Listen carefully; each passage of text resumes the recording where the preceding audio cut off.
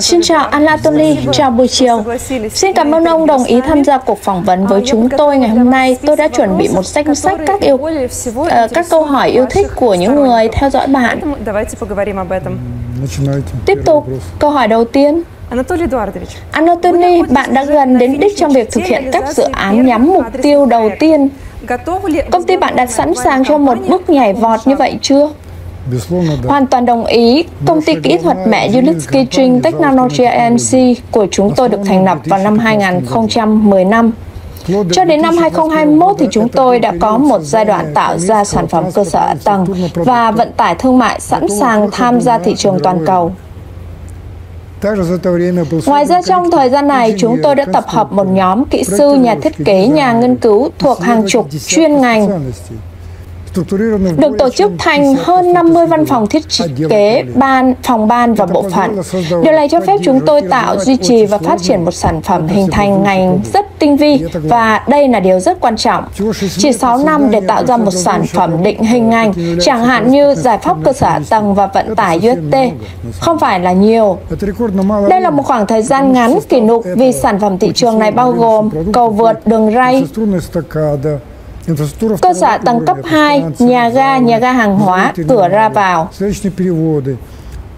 Hệ thống điều khiển tự động toa xe, đây là những toa xe điện không người lái trên bánh thép được gọi là xe điện, cũng giống như cung cấp điện và thông tin liên lạc.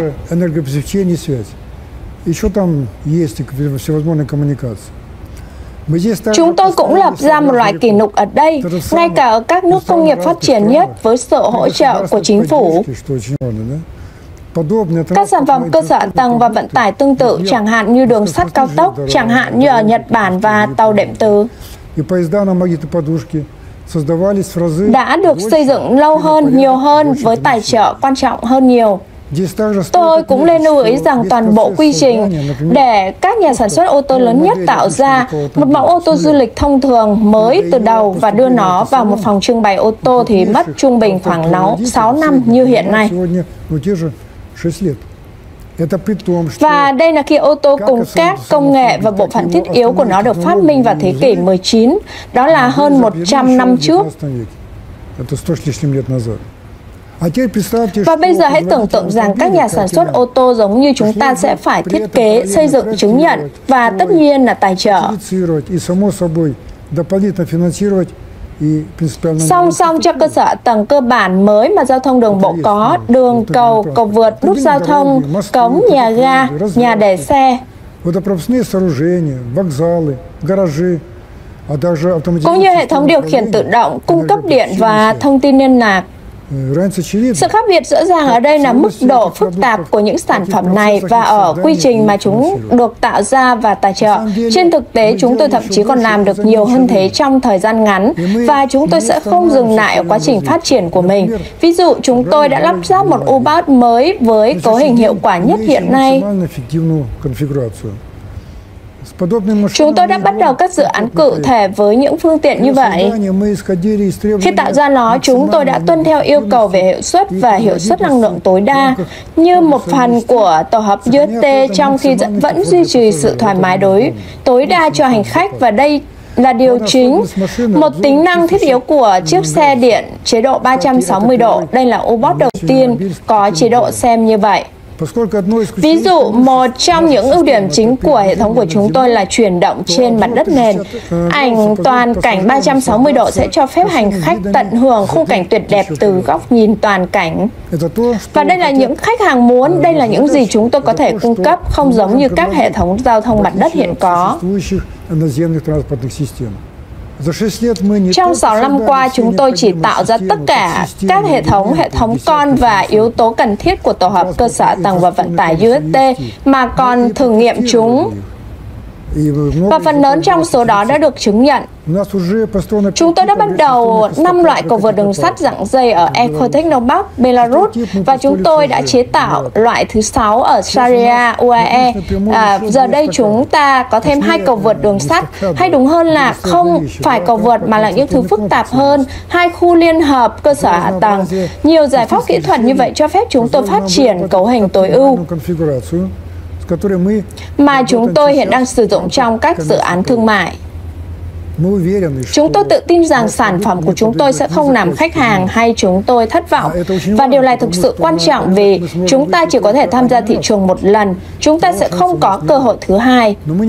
Nhưng chúng tôi không sợ hãi. 6 năm này đã cho phép chúng tôi tạo ra một sản phẩm và một đội ngũ mà chúng tôi tin tưởng 100%. Mọi người thường hỏi chúng tôi tại sao chúng tôi mất quá nhiều thời gian để có các dự án thương mại. Hãy để tôi giải thích rằng, ví dụ, một trong những dự án của chúng tôi ở UAE, chúng tôi có một đơn hàng trả phí cho nghiên cứu khả thi mà chúng tôi thực hiện vào năm ngoái. Chúng tôi mất khoảng 3 đến 4 tháng. Mất khoảng 6 tháng để khách hàng xem xét nghiên cứu khả thi, lâu hơn chúng tôi đã làm để làm điều đó. Anh ta thuê một công ty chuyên gia khác để nghiên cứu kỹ các tài liệu. Một đại diện của công ty này đã đến thăm chúng tôi tại Belarus xem xét tiềm năng công nghệ và con người, đồng thời tiến hành phân tích toàn diện về khả năng và mức độ sẵn sàng của chúng tôi để thực hiện dự án ở đó. Có một chút tiếng ồn ở đó nhưng đó là một công việc. Sau đó thì công ty tư vấn viết một báo cáo về nghiên cứu khả thi của chúng tôi đưa cho khách hàng. Người này đã nghiên cứu báo cáo trong vài tháng. Dựa trên báo cáo này, anh ấy yêu cầu chúng tôi thực hiện một phần khác của nghiên cứu khả thi với một khoản phí. Điều này khiến các kỹ sư của chúng tôi mất thêm 2 tháng làm việc. Bây giờ họ đang phân tích phần thứ hai. Đồng thời chúng tôi đang chuẩn bị hồ sơ pháp lý để ký kết hợp đồng thiết kế. Toàn bộ quá trình mất 1 năm rưỡi và đó là trường hợp của hầu hết các dự án. Có thể mất hơn 1 năm kể từ khi bắt đầu giao tiếp với khách hàng đến khi ký hợp đồng cho một dự án cơ sở hạ tầng mục tiêu. Sau đó phải mất hơn 1 năm nữa để ký hợp đồng và bắt đầu công việc thiết kế để đến công trường. Điều này là do sản phẩm của chúng tôi không chỉ bất kỳ là sản phẩm nào, ngay cả khi nó phức tạp, chẳng hạn như iPhone hay xe điện của Tesla. Trị giá hàng chục nghìn đô la mà là một sản phẩm phức hợp bao gồm ít nhất 10 sản phẩm như vậy, sản phẩm hoặc thậm chí là hàng trăm trong số chúng. Sự khác biệt giữa sản phẩm và sản phẩm phức hợp là rõ ràng ở đây. Vì vậy tôi muốn cung cấp một số tài liệu bằng cách so sánh UST với Tesla được thổi phồng trên thế giới.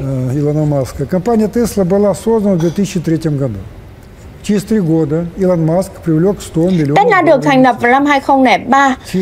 30 năm sau, Elon Musk đã huy động được 100 triệu đô la đầu tư.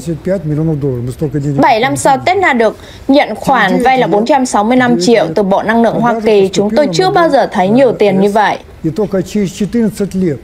9 năm sau, Model S xuất hiện trên thị trường và chỉ 14 năm sau, năm 2017, Tesla bắt đầu bán Model 3 sedan.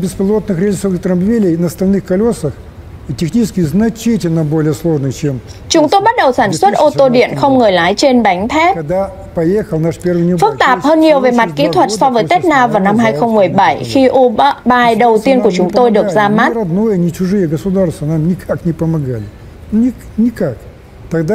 Các quốc gia đã không giúp chúng tôi, không phải của chúng tôi, cũng không phải của bất kỳ ai khác, không.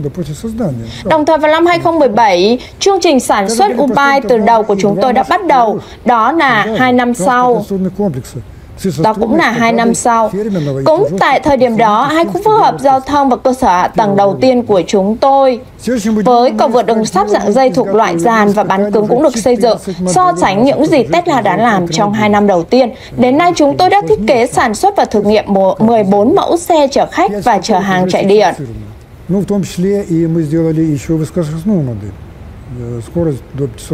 Bao gồm cả mẫu xe tốc độ cao và 5 mẫu trong đó đã được chứng nhận. Chúng tôi đã tạo ra một mẫu xe tốc độ cao có thể tăng tốc lên tới 500 km/h.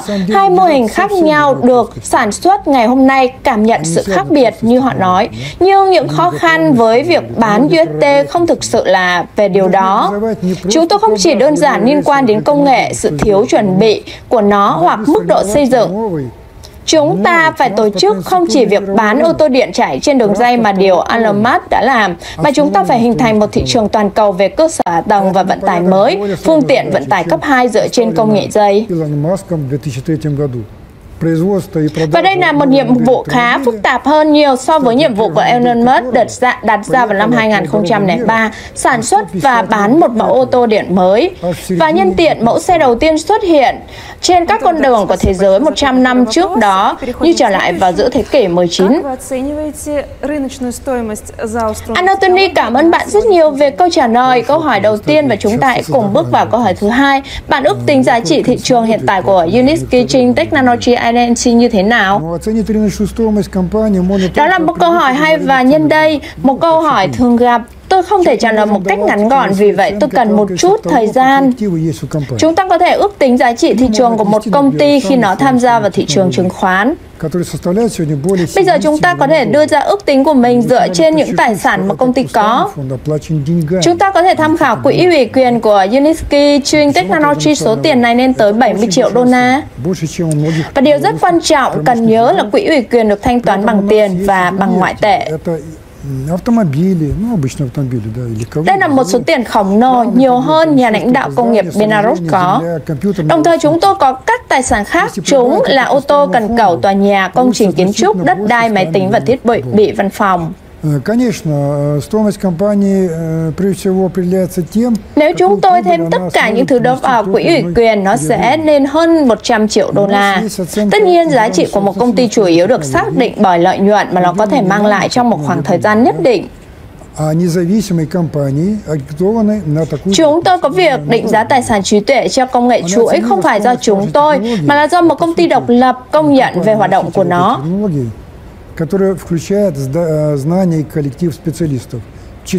Đó ước tính giá trị công nghệ của chúng tôi. Về bản chất, công ty mang công nghệ này bao gồm kiến thức, đội ngũ chuyên nghiệp là 400 tỷ USD. Tôi nhắc lại 400 tỷ đô la, nhưng đây là một sự đánh giá thấp bởi vì nhu cầu thị trường tăng lên hàng năm. Nhân tiện, vốn hóa của Tesla vào bắt đầu 2003 thì công nghệ vận tải ít đột phá và được ít yêu cầu hơn so với USD. Và xin lưu ý bạn là đã vượt qua 1.000 tỷ đô la vào năm 2021. Các bạn ước tính cho thấy rằng đến năm 2030 chỉ riêng thị trường vận tải thông minh toàn cầu sẽ đạt 300 tỷ USD. Trong khi xe điện sẽ đạt khoảng 360 tỷ USD và xe không khí thải sẽ vượt 1.300 tỷ USD. Do tình trạng tắc nghẽn giao thông ngày nay càng gia tăng, nhu cầu về các dịch vụ vận tải theo yêu cầu cũng sẽ tăng lên 700 tỷ USD vào năm 2030. Với nhu cầu đối với tất cả các ngành, giá trị ước tính của công ty chúng tôi sẽ còn cao hơn nữa. Bởi vì chúng tôi cung cấp các tổ hợp vận tải không chỉ đơn giản là vận chuyển, với hệ thống điều khiển tự động và ô tô điện bánh thép, tạo ra tác động môi trường tối thiểu, với mức độ an toàn chưa từng có do di chuyển trên mặt đất, và có thể thông thoáng các con đường hiện có cấp độ đầu tiên. Trong 10 năm tới, kế hoạch của chúng tôi được mở rộng lên 10% toàn bộ thị trường vận tải. Ngày nay, thị trường đang được phát triển nhanh chóng và các vấn đề về vận chuyển trở nên phù hợp hơn bao giờ hết. Chúng tôi tích cực làm việc ở Indonesia, Ấn Độ, Nga, Trung Đông và nhiều quốc gia châu Phi, Mỹ Latin.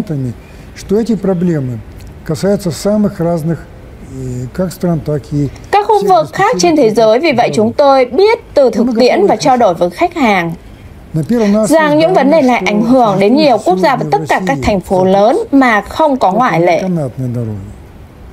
Và chúng tôi sẵn sàng để giải quyết chúng.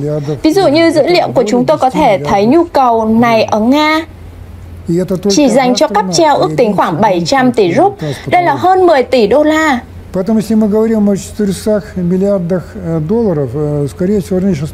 Và đó chỉ là một quốc gia mà một phân khúc thị trường vận tải. Vì vậy, nếu chúng ta đang nói 400 tỷ đô la, giá trị thị trường của công ty của chúng ta có thể sẽ còn cao hơn nữa. Được rồi, tôi thấy quan điểm của bạn. Hãy cho tôi biết hiện tại công ty có lãi không và thu nhập có vượt qua chi phí không? Đó cũng là một câu hỏi rất hay và thường gặp. Và tất nhiên, công ty đã được kiếm lợi nhuận đáng kể. Cơ sở sản xuất nhà máy USVK của chúng tôi mà chúng tôi đã bắt đầu hoạt động 2 năm khi thành lập Unit Kitchen Technology không chỉ thực hiện các đơn hàng liên quan đến sự phát triển của Steam Technology mà cả các đơn hàng lớn của bên thứ ba và rất nhiều các cơ sở công nghệ mà chúng tôi đã tạo ra, khu máy móc đẳng cấp thế giới của chúng tôi cho phép chúng tôi thực hiện các hoạt động phức tạp nhất. Наше производственное предприятие конкурентоспособно не только в Беларуси, но и в странах СНГ, такие страны, как Россия, Казахстан, Узбекистан. Cơ sở sản xuất của chúng tôi có khả năng cạnh tranh không chỉ ở Belarus, mà còn ở các nước Nga, Kazakhstan, Uzbekistan, và chúng tôi hợp tác với một số quốc gia, ví dụ như chiếc ô tô điện Kama do công ty Kamaz của Nga đặt. Hàng tình cờ được trưng bày cho Tổng thống Nga Putin xem năm ngoái. Được sản xuất tại các cơ sở sản xuất của chúng tôi sản xuất chứ không phải ai khác. Và có hàng chục dự án như vậy, tất cả đều mang lại lợi nhuận cho chúng tôi. Ngoài ra, các tổ chức thiết kế cũng thu được lợi nhuận. Điều quan trọng là các hợp đồng phát triển liệu thiết kế cho giải pháp cơ sở hạ tầng và vận tải UST của chúng tôi. Chúng tôi đã nhận được khoản thanh toán cho các nghiên cứu khả thi cho các dự án nhắm mục tiêu ở một số quốc gia và các khu vực khác nhau trên thế giới. Và đây là những số tiền khá lớn, khoảng $1 triệu mỗi cái. Chúng tôi đang chuyển sang các hoạt động thiết kế và khảo sát và chúng tôi đã nhận được khoản thanh toán đầu tiên của mình ở đó. Phòng thiết kế của chúng tôi về cơ bản đã phát triển thành một viện thiết kế lớn. Xử lý một số đặt hàng của bên thứ ba cho phép chúng tôi thu hút các chuyên gia của mình và đồng thời tạo ra nhân viên cho chúng tôi trong quá trình thiết kế nhiều tòa nhà và cấu trúc. Không chỉ liên quan đến vận chuyển theo chuỗi, sau đó chuyển các chuyên gia này sang làm việc cho giải pháp cơ sở hạ tầng và giao thông vận tải UST, bao gồm rất nhiều dự án xây dựng, nhà ga, bến cảng. Điều này cũng tạo ra lợi nhuận. Năm ngoái chúng tôi đã xuất bản một báo cáo về báo cáo kiểm toán. Từ đó bạn có thể thấy rằng tổ chức thiết kế có một nguồn doanh thu rất đáng kể. Chúng tôi sẽ xuất bản một bản báo cáo cho năm nay cho thấy khía cạnh doanh thu này đã tăng lên đáng kể. Sắp tới chúng tôi sẽ còn lãi, sau đó chúng tôi mới gây dựng được. Cảm ơn bạn rất nhiều, Anatoly, về những câu hỏi hấp dẫn cho câu trả lời hấp dẫn. Chúng tôi tiếp tục sau đó xin vui lòng cho biết đâu là những đặt cược chính trong công ty để thâm nhập thị trường thành công và thương mại hóa công nghệ. Các cược chính mà chúng tôi thực hiện được nêu rõ trong định vị của chúng tôi.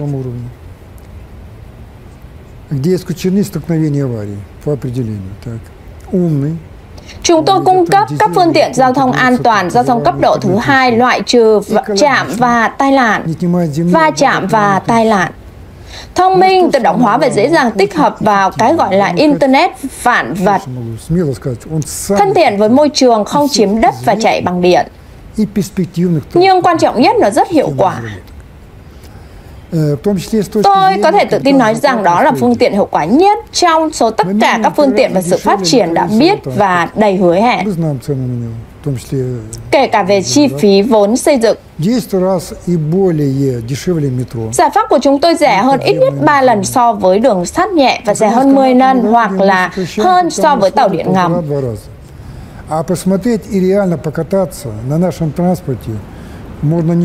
So với cáp treo, chúng tôi được giảm 1,5 đến 2 lần chi phí vốn.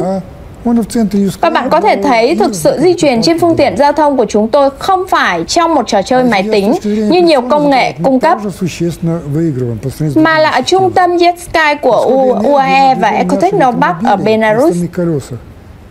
Và nếu bạn nhìn vào chi phí vận hành của chúng tôi cũng thắng rất nhiều so với các hệ thống khác. Mức tiêu thụ năng lượng cho việc di chuyển ô tô, điện bánh, xe thép của chúng tôi trên đường dây thấp hơn nhiều so với các dạng khác, và do đó tiền bạc cho việc di chuyển xe buýt, xe điện với nốt khí nén, trong đó bánh xe lăn trên dây cáp và nó cũng có được cả lăn bánh rất cao và tàu điện từ. что там не так, толкнула и поехала. Đây là ảo tưởng của hầu hết mọi người. Các chuyên gia biết sự thật rằng nó không phải như vậy. Đẩy và đi không. Самый неэффективный транспорт. Вот в чем дело. И поэтому, например, tàu đệm từ kém hiệu quả hơn máy bay, phương tiện vận chuyển kém hiệu quả nhất, đó là ưu điểm, đó là điểm mấu chốt. Và đó là lý do tại sao Siemens hiện đóng cửa các dự án Trans-Pacific của mình vì cho rằng đây là phương tiện giao thông không hiệu quả và đã dành hơn 50 năm và 6,5 tỷ euro để tạo ra nó, chỉ xây dựng một dự án sân bay Thượng Hải. Và nó không chỉ so sánh với tàu điện từ và thậm chí cả xe điện. Nếu bạn so sánh nó với tàu hỏa thì chúng ta ít được cản chuyển động hơn và do đó chúng ta sử dụng ít năng lượng hơn. Điều này rất quan trọng đối với một khách hàng vì về lâu dài, chúng tôi kỳ vọng tuổi thọ của đầu máy toa xe ít nhất là 25 năm và cầu vượt ít nhất là 50 năm. Chi phí vận hành trở thành ưu tiên hàng đầu cho khách hàng và đề xuất của chúng tôi là duy nhất về vấn đề này.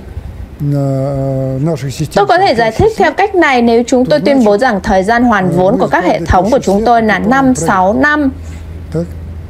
Значит, у нас маленькие издержки, и мы быстро покупаем проекты, деньги возвращаются, а потом зарабатываем.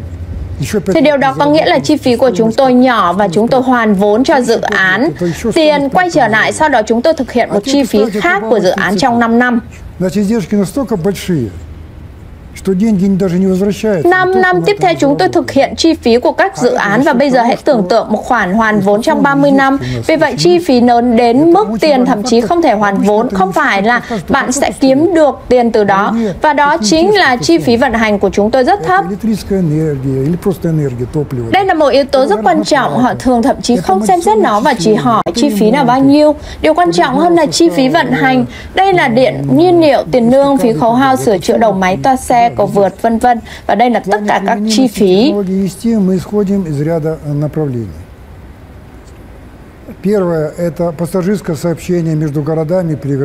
Khi nói đến khả năng ứng dụng của công nghệ GT, chúng tôi thực hiện một số hướng.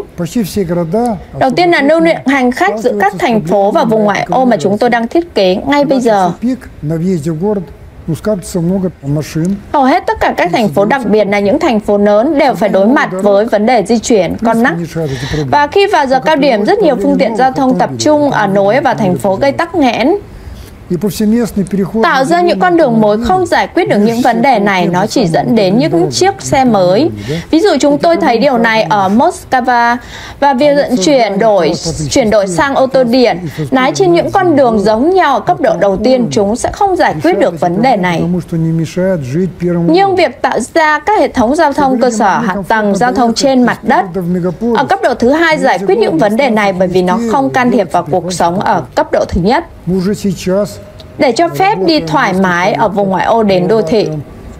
Chúng tôi tạo ra bãi đỗ xe chặn ở nối vào thành phố, các ga UT. Chúng tôi đã thực hiện một số dự án để tích hợp các ga của chúng tôi với các ga giao thông công cộng hiện có. Thứ hai là lưu lượng hành khách giữa các thành phố và trung tâm hậu cần nằm bên ngoài thành phố như sân bay, nhà ga, cảng biển.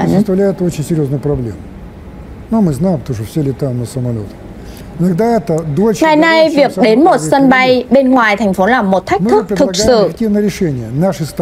Tất cả chúng ta đều biết điều này bởi vì tất cả chúng ta đều bay. Đôi khi nó dài hơn và đắt hơn chính chuyến bay. Chúng tôi cung cấp một giải pháp hiệu quả. Các nhà ga của chúng tôi có thể được tích hợp vào nhà ga của sân bay. Điều này sẽ giúp giảm đáng kể thời gian làm thủ tục và các thủ tục trước các chuyến bay.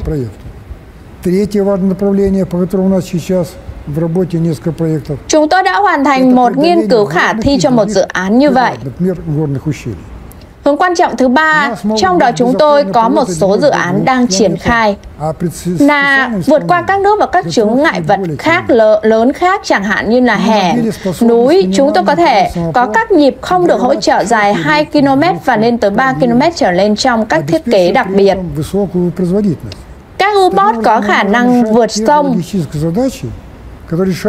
Vịnh và eo biển rộng với số lượng tháp tối thiểu mà vẫn duy trì hiệu suất cao, do đó chúng ta có thể giải quyết các vấn đề hậu cần, tương tự như là việc xây dựng các cây cầu thông thường, nhưng với chi phí thấp hơn. Ví dụ, một trong những cây cầu nối hai hòn đảo được xây dựng ở Nhật Bản.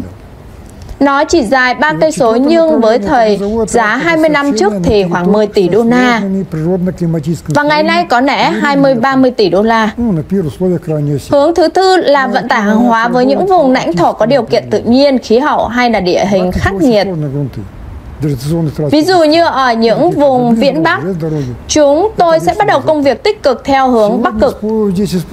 Ở Bắc Cực, nền tảng cho phép hệ thống giao thông thông thường như đường bộ và đường sắt rất cứng, đó là lớp băng vĩnh cửu. Ngày nay họ chủ yếu sử dụng những con đường mùa đông, những con đường ngập nước và đóng băng. Những con đường chỉ sử dụng vào mùa đông, không hoạt động vào mùa xuân, mùa hè vì chúng đơn giản là tan chảy. Đó là lý do tại sao hầu hết việc vận chuyển ở Bắc Cực được thực hiện bằng hàng không. Nó rất là đắt tiền. Và các giải pháp của chúng tôi hỗ trợ hậu cần vận chuyển hiệu quả những vùng xa xôi này. Hướng thứ năm là khả năng tiếp cận giao thông của những vùng đất mới. Chẳng hạn như là các đảo bao gồm những vùng chưa phát triển, miền núi, sa mạc mà trước đây không thể tiếp cận hoặc là kém phát triển. Chúng tôi tích hợp tất cả UST vào khu vực đã phát triển để đảm bảo khả năng tiếp cận giao thông của chúng, bao gồm cả kết nối chúng đối với các khu vực hiện có, chẳng hạn như là đảo với bờ. Đây là một giải pháp rất thuận lợi cho nhiều khách hàng, bởi việc tích hợp các tổ hợp giao thông UST vào các dự án phát triển cho phép gia tăng giá thị trường của bất động sản trong tương lai. Ví dụ Dubai, giá trị bất động sản dọc theo tuyến tàu đệm ngầm của nó khi được xây dựng tăng gấp 1,5 lần. Tức là chủ đầu tư một mặt giải quyết vấn đề về khả năng tiếp cận giao thông cho khách hàng, nhưng mặt khác lại nâng cao khả năng sinh lời từ dự án bằng cách tăng giá bất động sản. Chúng tôi có một dự án như vậy ở giai đoạn cuối ở các tiểu vương quốc Ả Rập Thống Nhất. Và tất nhiên, hướng thứ 6 là vận tải hành khách ở những khu vực có yêu cầu nghiêm ngặt về môi trường. Chẳng hạn như công viên, khu bảo tồn thiên nhiên, bảo tồn động vật hoang dã và các khu vực được bảo vệ đặc biệt. Chúng tôi đã đàm phán về một dự án như vậy ở và với các yêu cầu rất nghiêm ngặt về môi trường. Ví dụ UST không chiếm đất hoặc làm gián đoạn các tuyến đường di cư của động vật, cũng như dòng chảy của nước ngầm và nước mặt lên. Chúng tôi có thể giải quyết vấn đề giao thông ở những khu vực như vậy mà không ảnh hưởng đến hệ sinh thái tự nhiên. Tôi có thể cho bạn một ví dụ ở Úc khoảng 12 năm trước.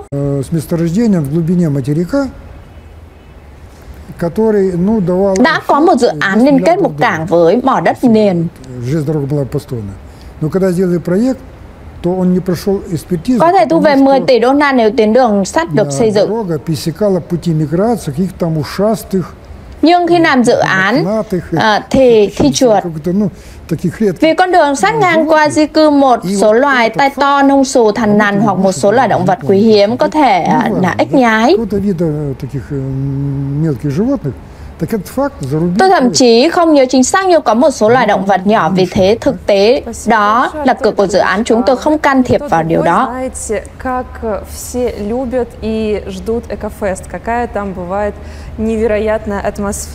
Cảm ơn Anatoly. Hơn tất cả mọi người đều biết và yêu mến và mong chờ EcoFest đến nhường nào. Cũng như bầu không khí tuyệt vời của tình bạn, sự hỗ trợ lẫn nhau và sự hiểu biết mà chúng ta đã tạo ra. Vì vậy tôi có một câu hỏi liên quan rất phổ biến khác. EcoFest diễn ra vào năm 2023 không?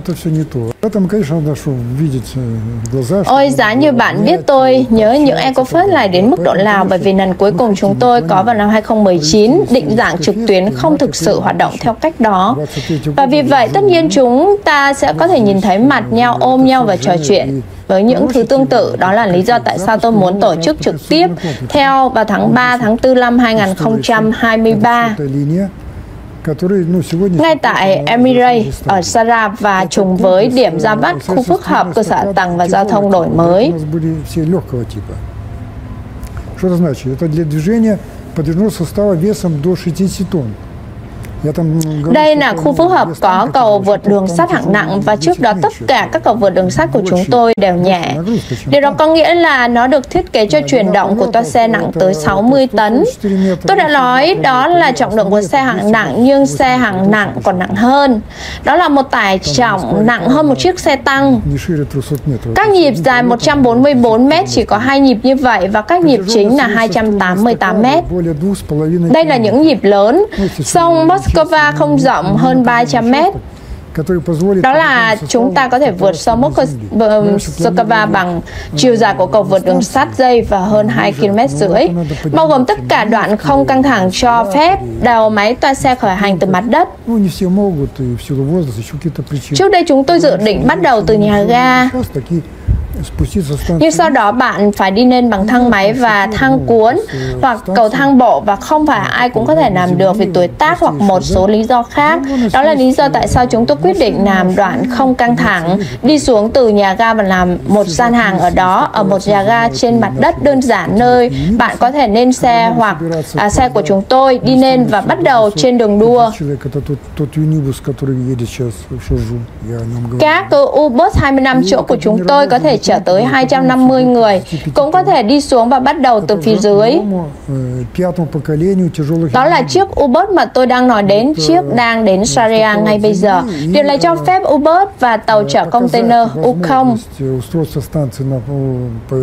Một thế hệ U-Bus hạng nặng mới đã làm thế hệ thứ 5 với sức tải lên tới 35 tấn, khởi hành từ mặt đất và cho thấy khả năng thiết lập trạm trên mặt đất.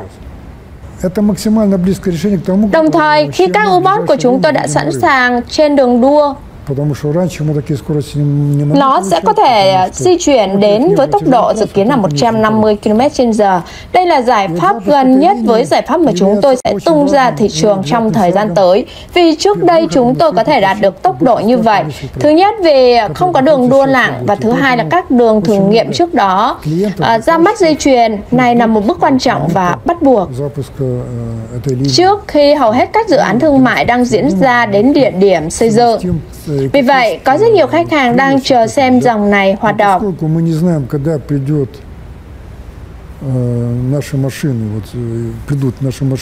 Tôi nghĩ chúng tôi sẽ lên lịch trình cho EcoFest để ăn mừng về điều đó. Nhưng vì chúng tôi không biết chính xác khi nào máy của chúng tôi từ Belarus sẽ đến, nên tôi có thể nói sẽ mất 2 tháng. Và nếu như xe đến muộn hơn, chúng tôi sẽ tổ chức EcoFest như thế nào? Đó là lý do tại sao chúng ta vẫn phải làm rõ ngày tổ chức EcoFest. Chúng tôi sẽ mong chờ sự kiện này. Chúng ta phải theo dõi chuyển động của ô tô, bởi vì cần phải đưa nó qua biên giới đến các cảng, sau đó bằng đường biển qua kênh đảo Suez và kênh đảo khác, rồi băng qua các đại dương. Trên thực tế, nó ở khắp nơi trên thế giới trong tình trạng quá tải. Đó là một chặng đường dài, nhưng bạn có thể làm gì? Trong tương lai, chúng tôi có thể thiết lập một việc sản xuất U-Bus tại đây và chúng tôi sẽ không có vấn đề như vậy ở đó. Đây là câu hỏi cuối cùng của tôi. Anatoly, bạn nghĩ rằng công ty sẽ tồn tại qua cuộc khủng hoảng kinh tế thế giới không? Và bạn có tự tin vào sự thành công của IST không? Hãy xem chúng ta đã gặp bao nhiêu trường hợp bất khả kháng, bao nhiêu công ty chết và tôi nghĩ hàng triệu công ty khởi nghiệp trên thế giới đã chìm nghỉm. Hàng triệu công ty không hơn không kém. Chúng tôi đã sống sót và hơn thế nữa chúng tôi đang phát triển thành công. Lịch sử cho thấy rằng một trong những cách hiệu quả nhất để thoát khỏi khủng hoảng kinh tế và hiện nó đang xảy ra đối với các quốc gia và bắt đầu cho các dự án cơ sở hạ tầng lớn.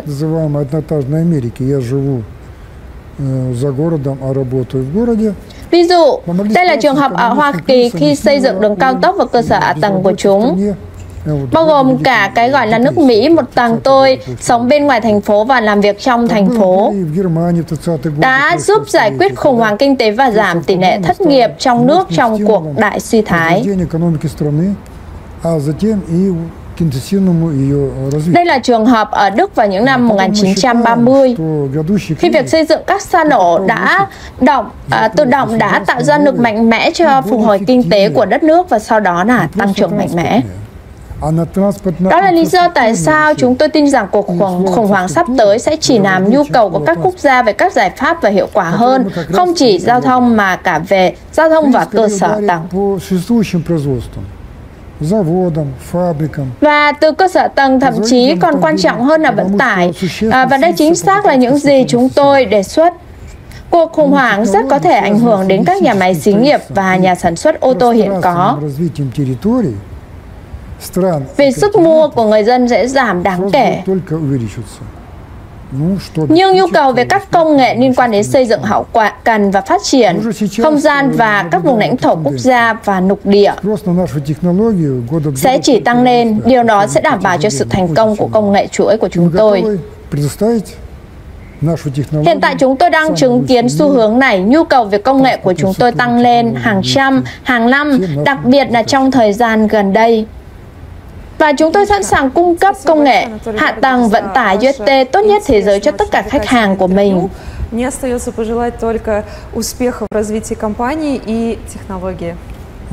Xin chân thành cảm ơn Anatoly về cuộc phỏng vấn hấp dẫn và thú vị. Tôi có thể chúc bạn thành công trong sự phát triển của công ty và công nghệ. Cảm ơn bạn, chúng tôi đang phát triển và bạn có thể thấy rõ điều đó. Và ngay cả trong những thời điểm khủng hoảng này, chúng tôi đã đẩy nhanh tốc độ phát triển theo một số cách. Đối với thực tế là việc gia nhập thị trường đã bị trì hoãn, tôi đã giải thích về điều đó. Đó là bởi vì đã đánh giá thấp và các chuyên gia đã đánh giá thấp. Với một số mức độ phức tạp của công nghệ phức tạp và mức độ khó gia nhập thị trường. Nếu chúng tôi bán kem đánh răng, bia, bánh mì kẹp thịt hoặc iPhone, tin tôi đi, chúng tôi đã bán được hàng triệu đô la rồi.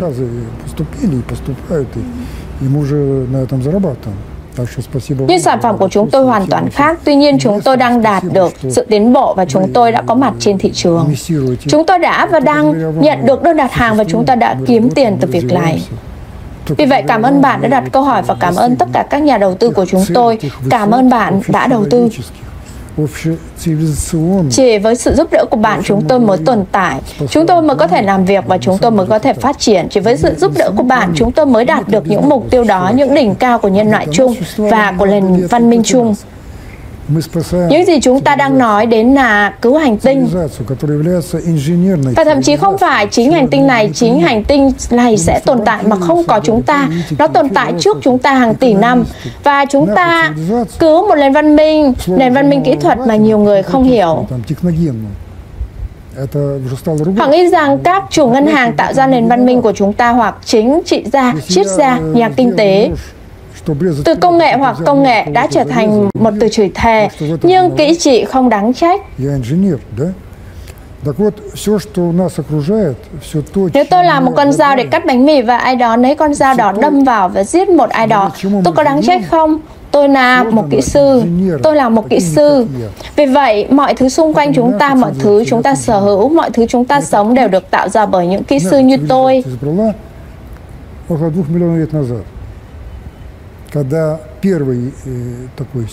Đó là lý do tại sao nền văn minh của chúng ta là một nền văn minh kỹ trị. Và đây là con đường mà nền văn minh của chúng ta đã chọn khoảng 2 triệu năm trước. Khi nhà phát minh vĩ đại đầu tiên, chúng ta không biết tên ông ấy và sẽ không bao giờ biết điều đó, đã phát minh ra lửa trại. Và đó không chỉ là việc anh ta thắp sáng một thứ gì đó, đó là sự khởi đầu của việc nấu nướng trên lửa, nướng thịt, mặc da, sưởi ấm. Đây là sự khởi đầu của những gì đó trở thành động cơ hơi nước, ô tô, động cơ đốt trong, động cơ phản lực, tên lửa. Tất cả các quy trình kỹ thuật, nhiệt này, thậm chí nọc dầu và những thứ tương tự, tất cả đều đến từ ngọn lửa đầu tiên.